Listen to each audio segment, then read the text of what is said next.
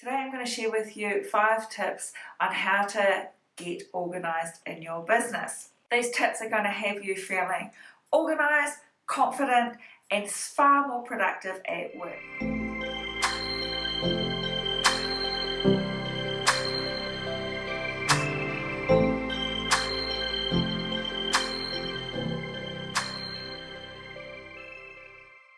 Hi, welcome back to my channel. If you're new here, welcome. I'm Tony, I am the founder of Successful Salons. At Successful Salons, we inspire and educate salon owners to create a successful salon through proven systems and strategies and unique marketing tools. So in today's video, I'm going to share with you 5 ways to get organized in your business, which is going to help you feel confident, organised and far more productive at work. So let me ask you this, are your days full of running around, trying to find something, you've got 100 tabs open on the computer, you've got 100 tabs open in your head? Or are you the type of salon owner that is waking up in the middle of the night because you've forgotten to do something? I totally get it because that was me one day. So today let's dive into how you're going to get more organised in your business. Okay, so the first step is to set goals. How are you supposed to have a successful salon if you don't know what you're striving for? So you need to set goals. You need to know what it is that you are striving for, because otherwise if you don't, every day is going to be the same. Every day is just going to run the same way. How are you supposed to have a successful salon if you clearly don't know what it is that you want? You'll probably end up drifting aimlessly through the year and feel like something's missing, or you should be doing more, or something's not quite right. You're not feeling quite as fulfilled as you had hoped. So by setting goals, it can help keep you on track, it can help keep you focused and help keep you being intentional with the things that you are doing every day. So you want to set some time aside to sit down and find a quiet place and actually go through your goals. What are you wanting to achieve this year? What is it you're wanting to achieve today? What is it you're wanting to achieve next month? When you have focus and intention around goal setting, it is so much easier to achieve your goals. You know exactly what you're working for. You know every day that you have got some related action that is going to help you achieve or help work towards that ultimate goal that you're trying to achieve. So my second tip is to plan your day. AKA your calendar is going to be your new best friend. With so many things to juggle, it's so easy to feel like overwhelmed and everything's out of control. Now I'm a great believer, if you fail to plan, you plan to fail. So to get started, I really want to encourage you to set some time aside this week to really review the week that has been and then to plan out your week ahead with your goals in mind. So for some of you, you may want a digital calendar. For some of you, you may want a paper calendar. For me, I plan out my week in my key planner and then I pop it into a digital calendar.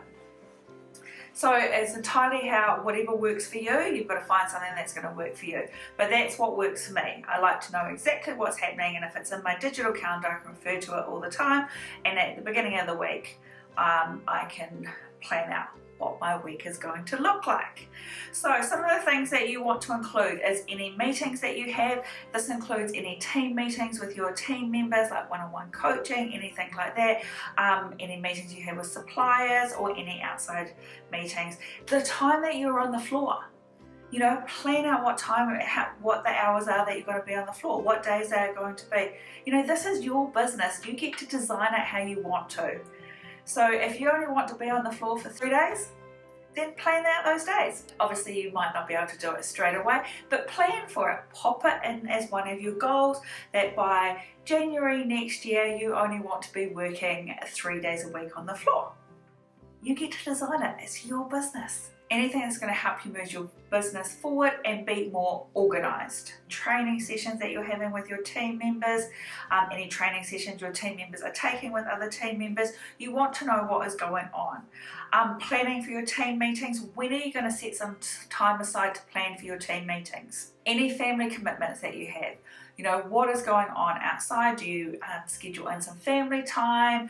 Do you have activities that you need to pick children up from school, or school activities, or anything like that? What are some family commitments that needs to go into your calendar so that they are in there and they are going to get action, that you are going to be there? I plan my self-care, so in my calendar, I'll just give you a quick rundown. I might actually do a video on this later. When I'm planning out my week in my calendar, what goes in there first is my family commitments. They are my number one priority. Second is my self-care, any appointments that I have, any errands that I need to run, you know, like my massage or anything, acupuncture, anything like that, they go in there second. And then thirdly is commitments for like my private clients or my group programs and membership, anything like that, that goes in there next, and then everything else tends to work around that. This is going to help you get really more organised and more focused and more intentional. So the next part is to declutter. You want to declutter your workspace. You want your work environment is clear and organised, because that's going to help you feel organised and in control. There's a real big correlation between your environment and your ability to think. So if your mind is always cluttered with lots of things that are going on and doing, and you know, you might forget something and something jumps in and then you have to go do this, you know, this, and your environment's like that, it's not healthy. It's not keeping you intentional, it's not keeping you focused, it's keeping you in a state of like multitasking. Have you ever gone looking for something and it's taken like 20 minutes? Or you thought you put it here but it was actually over here, or the digital file that you thought was here was not there? That's what it's like. This is what we want you to do, is get organised, so it's going to save you time, so you're not going to be wasting that 20 minutes trying to look for something. If you're wanting to perform as the best version of you and creating a successful salon, then you need to be organised. You need to set yourself up to win. So if you can start decluttering that work environment, having a nice clear desk, you know, maybe light a candle, you know, have some crystals, whatever it is that makes your work environment, when you're working on your business, a place of joy for you, then do that. Declutter that space. The next thing is having daily focuses. So as a salon owner, your attention is being pulled constantly from all different directions. And sometimes it feels like you just can't make headway. So this is where daily focuses come in for you. This can really, really help you get organised in your business. So when you're planning your day, your week, and your month, I encourage you to plan a daily focus. So for example, the first Monday of every month, you could focus on your salon finances. The second Tuesday of every month, you could be focusing on all your marketing for the following month. The third Wednesday of every month, you could be focusing on your operations, your operational side of your salon. So you get the idea, so that every day there is a focus, so that you know that this has to be done on this particular day, and then once it's done, you don't have to think about it again. It gets filed in the done pile. It's all there ready for you. So you get the idea of daily focuses. It's about focusing on one thing on a particular day and having you achieve that. By implementing this strategy, you will stay focused and on track. Okay, my fifth and last tip is using a project management tool. So as a salon owner, we know how much you have to juggle. This is where a project management tool can be a lifesaver. It will help you be organised. It will keep everything in a centralised place. Using a project management software will allow you to put all your projects and tasks into one place. You can even create templates that stay in there so that you're not recreating the wheel all the time.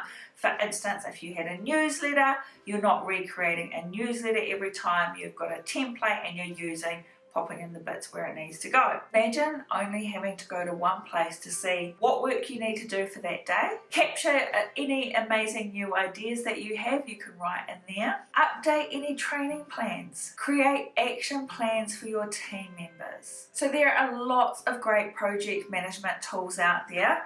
There's Asana, Trello, Basecamp, Flow. Those are just to name a few. The project management tool that I recommend and that I'm a fan of is Asana, and that's what we use here at Successful Salons, and it's free. So there's no added expense in having a project management tool. So there you have it, Successful Salon owners that are going to be organised. There's my hot 5 tips for you on how to become more organised in your business. No more spending 20 minutes trying to find that something. No more with 100 tabs open and not sure where to go or what to do. No more waking up in the middle of the night thinking, I forgot to do that. And no more feeling overwhelmed and frustrated because you haven't got enough hours in the day to do everything.